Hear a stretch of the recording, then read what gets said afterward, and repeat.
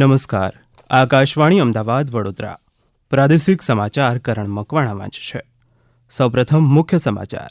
લોકસભા ચૂંટણીમાં જરૂરી મત ન મળતા રાજ્યમાં 265માંથી 215 ઉમેદવારોએ તેમની ડિપોઝિટ ગુમાવી. સંસદીય પક્ષની બેઠકમાં ભાગ લેવા રાજ્યના નવા ચૂંટાયેલા ભાજપના 25 સાંસદો નવી દિલ્હી જવા રવાના. રાજ્યમાં નૈઋત્યનું ચોમાસું આગળ વધે તેવી સાનુકૂળ પરિસ્થિતિ. આજથી 5 દિવસ અનેક ભાગોમાં વરસાદની આગાહી. ગાંધીધામ નજીક ₹130 કરોડનું નશીલું દ્રવ્ય ઝડપાયું, 2 વ્યક્તિની ધરપકડ. દહેગામ તાલુકાના કોલેરાગ્રસ્ત વિસ્તારોમાં આરોગ્ય વિભાગનો સર્વે. અને ગુજરાત યુનિવર્સિટીમાં પ્રથમ વર્ષ માટે ચોઇસ ફિલિંગ કાર્યવાહી 7 જૂનના બદલે આજથી શરૂ થશે. સમાચાર વિગતવાર. લોકસભા ચૂંટણીમાં ગુજરાતમાં કુલ 265 ઉમેદવારો મેદાનમાં હતા, જેમાંથી 215 ઉમેદવારોએ તેમની ચૂંટણી ડિપોઝિટ ગુમાવી છે અને 50 ઉમેદવારો તેમની ડિપોઝિટ બચાવી શક્યા છે. આમ 81% ઉમેદવારોએ ડિપોઝિટ ગુમાવી છે. રાજ્યમાં લોકસભાની ચૂંટણીનો જંગ ભાજપ, કોંગ્રેસ અને આમ આદમી પાર્ટી વચ્ચે લડાયો હતો. સુરતની બેઠકને બાદ કરતાં કુલ 25 બેઠકો માટે મતદાન થયું હતું. જરૂરી મત ન મેળવનાર ઉમેદવારોની ડિપોઝિટ ચૂંટણી પંચ દ્વારા રદ કરવામાં આવે છે. ડિપોઝિટ ગુમાવનારા 215 ઉમેદવારોમાંથી મોટાભાગના 118 અપક્ષ ઉમેદવારો છે, જ્યારે બીએસપીના 24 ઉમેદવારો છે. ચૂંટણી પંચના નિયમ પ્રમાણે લોકસભા મતવિસ્તારમાં મળેલા કુલ મતના છઠ્ઠા ભાગના એટલે કે 16.67% મત મળે તો ડિપોઝિટ પાછી મળે છે.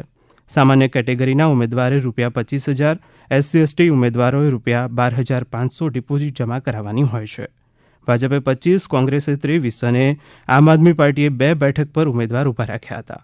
આ ઉપરાંત અન્ય ઉમેદવારો મળીને કુલ 50 ઉમેદવારો જ ડિપોઝિટ બચાવી ચૂક્યા છે. લોકસભા 2024ની ચૂંટણીના પરિણામો જાહેર થયા પછી નવી સરકાર રચવા માટેની કવાયત ચાલી રહી છે. પ્રધાનમંત્રી નરેન્દ્ર મોદીના નેતૃત્વમાં એનડીએ સતત ત્રીજી વાર સરકાર બનાવવા જઈ રહી છે. ત્યારે ગુજરાતના નવા ચૂંટાયેલા ભાજપના 25 સાંસદોને આજે સાંજ સુધીમાં નવી દિલ્હી પહોંચવા સૂચના આપવામાં આવી છે. બુધવારથી નવી દિલ્હીમાં નવા સાંસદોની નોંધણી પ્રક્રિયા શરૂ થઈ છે. કેટલાક સાંસદો નવી દિલ્હી પહોંચ્યા છે. આજકાલમાં ભાજપની સંસદીય પક્ષની બેઠક યોજાય તેવી સંભાવના છે. કેન્દ્રશાસિત પ્રદેશ દમણ દીવની લોકસભા બેઠક પરથી જીત મેળવનારા અપક્ષ ઉમેદવાર ઉમેશ પટેલે દીવની મુલાકાત દરમિયાન દીવવાસીઓનો આભાર માન્યો હતો. પત્રકારો સાથે વાતચીત કરતા તેમણે આ મુજબ જણાવ્યું હતું. પ્રયાસ કર્યો કે દમણ દીવની અવાજ બનીને દમણ દીવના લોકોની સમસ્યા માટે લડું અને ઘણી બધી સમસ્યાનું નિરાકરણ બી કર્યું. મારી કામગીરી જનતાના સમક્ષ હતી તો મને વિશ્વાસ હતો કે જનતા મારા સાથે છે, કેમ કે મેં જેટલા પણ આંદોલન કર્યા તેમાં જનતાએ મને પૂરજોશ સાથ આપીને સમર્થન આપ્યું. સત્તા માટે હું ચૂંટાયો નથી. સત્તા મારા માત્ર ગૌણ છે. મારા માટે દમણ દીવની જનતાનું હિત જ સર્વોપરી છે. તો મારો પ્રયાસ દમણ દીવમાં લોકશાહી સ્થાપિત કરવાનો છે. તેમાં અમારા કાર્યકર્તાઓના સલાહ મસલા લઈને અમે જે બેસ્ટ બનશે દમણ દીવ માટે કરશું. સાબરકાંઠા બેઠક પરથી ભાજપના ઉમેદવાર શોભના બારૈયાની જીત થતાં તેઓ અરવલ્લીની મુલાકાતે પહોંચ્યા હતા. તેઓને આવકારવા માટે મોટી સંખ્યામાં ભારતીય જનતા પાર્ટીના હોદ્દેદારો અને આગેવાનો ઉપસ્થિત થયા હતા અને તેઓને સન્માનિત કર્યા હતા. આ મુલાકાત દરમિયાન શોભનાબેને જણાવ્યું કે રોજગારી અને સિંચાઈ સહિતના મુદ્દાઓને તેઓ પ્રાધાન્ય આપશે. રાજ્યમાં નૈઋત્યનું ચોમાસું આગળ વધે તેવી સાનુકૂળ પરિસ્થિતિ સર્જાઈ છે. હવામાન વિભાગે આગાહી કરી છે કે આજથી પ્રી મોન્સૂન એક્ટિવિટીના ભાગરૂપે રાજ્યના કેટલાક ભાગોમાં 5 દિવસ હળવો વરસાદ પડવાની સંભાવના છે. દાહોદ, છોટાઉદેપુર, નર્મદા, ડાંગ, તાપી, નવસારી, વલસાડ અને દમણ, દાદરાનગર હવેલીમાં છૂટાછવાયા સ્થળોએ ગાજવીજ સાથે વરસાદ થવાની સંભાવના છે, જ્યારે રાજ્યના બાકીના જિલ્લાઓ અને દીવમાં શુષ્ક હવામાનની સંભાવના છે. આજે દાહોદ, છોટાઉદેપુર, તાપી, ડાંગ, વલસાડ અને નવસારીમાં વરસાદ પડવાની શક્યતા છે. 7 જૂને દાહોદ, છોટાઉદેપુર, વલસાડ, તાપી, નર્મદા અને 8 જૂને ગીર સોમનાથ, અમરેલી, ભાવનગર, આણંદ, પંચમહાલ, તાપી સહિતના જિલ્લાઓમાં વરસાદ પડવાની સંભાવના છે. અમદાવાદ, ગાંધીનગરમાં રવિવારથી વરસાદ શરૂ થવાની આગાહી છે. રાજ્યમાં 13 જૂન સુધી ચોમાસાની શરૂઆત થવાની સંભાવના છે અને 25થી 27 જૂન સુધીમાં બનાસકાંઠા સુધીના તમામ વિસ્તારોને ચોમાસું આવરી લેશે. આ સમાચાર આપ આકાશવાણીના અમદાવાદ વડોદરા કેન્દ્ર પરથી સાંભળી રહ્યા છો. આ સમાચાર આપ અમારી YouTube channel AIR news Gujarat પર પણ સાંભળી શકશો. વધુ સમાચાર માટે આપ અમારા ટ્વિટર હેન્ડલ AIR_news_ABAD ને ફોલો કરી શકો છો. ગુજરાત પોલીસે ગાંધીધામ નજીકના નિર્જન વિસ્તારમાંથી 130 કરોડ રૂપિયાનું ડ્રગ્સ ઝડપી પાડ્યું છે.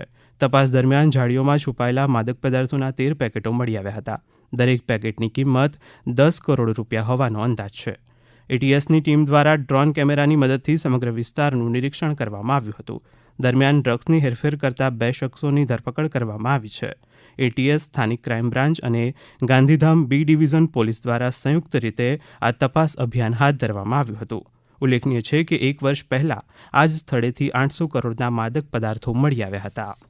ગાંધીનગર જિલ્લાના દહેગામ તાલુકાના કોલેરાગ્રસ્ત વિસ્તારોમાં ગઈકાલે આરોગ્ય વિભાગની 51 ટીમો દ્વારા 6,395 ઘરોનો સર્વે કરવામાં આવ્યો હતો, જેમાં ઝાડા ઉલટીના 12 નવા કેસ મળી આવ્યા છે. શંકાસ્પદ લાગતા 2 દર્દીઓના સ્ટૂલ નમૂના ગાંધીનગર GMERS ખાતે પરીક્ષણ માટે મોકલી આપવામાં આવ્યા છે. અગાઉ મોકલેલ નમૂનામાંથી ગઈકાલે 2 કોલેરાના કેસ નોંધાતા કુલ 8 કેસ મળ્યા છે, જેમાંથી CSC ગાંધી દહેગામ ખાતે 1 અને GMERS ખાતે 2 દર્દી સારવાર હેઠળ છે. બાકીના 5 દર્દીની તબિયત સારી હોવાને કારણે તેમને રજા આપવામાં આવી છે.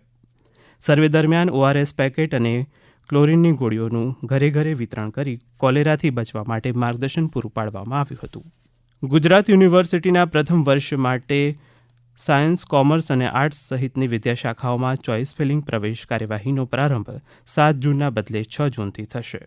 વિદ્યાર્થીઓ આજે સાંજથી ચોઇસ ફિલિંગ કરાવી શકશે, જે 10 જૂન સુધી ચાલશે. 12 જૂન સાંજે 5 વાગે ચોઇસ ફિલિંગના આધારે કામચલાઉ પ્રવેશની ફાળવણી કરવામાં આવશે. રાજ્યભરમાં ગઈકાલે વિશ્વ પર્યાવરણ દિવસની ઉજવણી કરવામાં આવી હતી, જે અંતર્ગત છોટાઉદેપુર જિલ્લામાં કેવડી ઇકો ટુરિઝમ ખાતે વૃક્ષારોપણ કરવામાં આવ્યું હતું. અમારા ગીર સોમનાથના પ્રતિનિધિ જણાવે છે કે ઉના તાલુકાના દરિયાઈ કાંઠાના વિસ્તારોમાં આવેલા નલિયા માંડવી બીચ પર 100થી વધુ લોકો દ્વારા જ્યાં ત્યાં પડેલો કચરો વીણી એકઠો કરવામાં આવ્યો હતો. ઇમરજન્સી સેવા 108ના કર્મચારીઓએ સાથે મળીને વેરાવળ ઉપરાંત સૂત્રાપાડા, કોડીનાર સહિતના તાલુકાઓમાં વિવિધ સ્થળોએ 14 જેટલી 108 એમ્બ્યુલન્સ લોકેશનના માધ્યમથી વૃક્ષારોપણ કર્યું હતું. બીજી તરફ ગાંધીનગર મહાનગરપાલિકા દ્વારા સેક્ટર 30 ગાર્ડન ખાતે મિયાવાગી પદ્ધતિથી વિવિધ સ્થાનિક પ્રજાતિ જેવી કે વડ, પીપળો, લીમડો, આંબો અને જાંબુ વગેરેના રોપાઓનું વૃક્ષારોપણ કરવામાં આવ્યું હતું. અમારા પાટણ જિલ્લાના પ્રતિનિધિ જણાવે છે કે રોટરી ક્લબ ઓફ પાટણ દ્વારા વિશ્વ પર્યાવરણ દિવસ નિમિત્તે પાટણ શહેરના બગવાડા દરવાજા ખાતે પાણીના કુંડા, ચકલીના માળા, તુલસીના રોપાઓનું વિતરણ કરવામાં આવ્યું હતું. તો હેમચંદ્રાચાર્ય ઉત્તર ગુજરાત યુનિવર્સિટીના પ્રાંગણમાં વૃક્ષારોપણ કરવામાં આવ્યું હતું. પોરબંદરમાં પ્રકૃતિ વંદના કાર્યક્રમ અંતર્ગત ગોઢાણીયા એન્જિનિયરિંગ કોલેજ ખાતે વૃક્ષારોપણ કરવામાં આવ્યું હતું. ભુજના નોખાણીયા ગામે વિશ્વ પર્યાવરણ દિવસની ઉજવણી કરવામાં આવી હતી. ચોમાસા દરમિયાન સામાજિક વનીકરણ વિભાગ અને સ્વૈચ્છિક સંસ્થાઓ સાથે મળીને વન વિભાગ દ્વારા ઉત્તમ પ્રકારના રોપા ભરી કચ્છ જિલ્લાના 10 તાલુકાના ગામડાઓમાં વૃક્ષ રથ ફેરવવામાં આવશે. ઉત્તર પશ્ચિમ રેલવેના અજમેર ડિવિઝનના પિંડવાડા બનાસ સ્ટેશન વચ્ચે કામગીરી ચાલતી હોવાથી કેટલીક ટ્રેનો રદ કરવામાં આવી છે. 6 અને 7 જૂનના રોજ જોધપુરથી ઉપડતી જોધપુર સાબરમતી એક્સપ્રેસ અને 7 અને 8 જૂનના રોજ સાબરમતીથી ઉપડતી સાબરમતી જોધપુર એક્સપ્રેસ ટ્રેન રદ કરવામાં આવી છે. તાત્કાલિક અસરથી ભુજ, દાદર, સયાજીનગરી, આણંદ સ્ટેશન પરથી ટ્રેન સાંજે 6:30 કલાકે ઉપડશે. ધોરણ 12ના અમાન્ય બોર્ડમાંથી પાસ થયેલા વિદ્યાર્થીઓ ફાર્મસી કોર્સમાં પ્રવેશ મેળવી શકશે નહીં તેમ ગુજરાત રાજ્ય ફાર્મસી કાઉન્સિલે જાહેરાત કરી છે.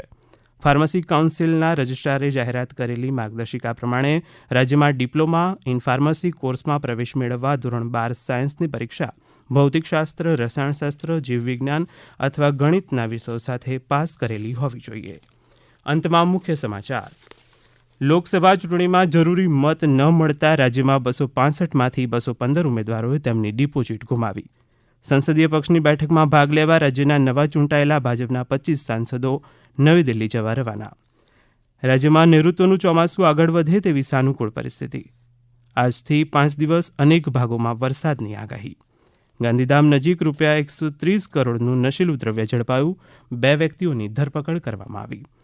અને દહેગામ તાલુકાના કોલેરાગ્રસ્ત વિસ્તારોમાં આરોગ્ય વિભાગનો સર્વે. આકાશવાણીના અમદાવાદ વડોદરા કેન્દ્ર પરથી પ્રાદેશિક સમાચાર પૂરા થયા.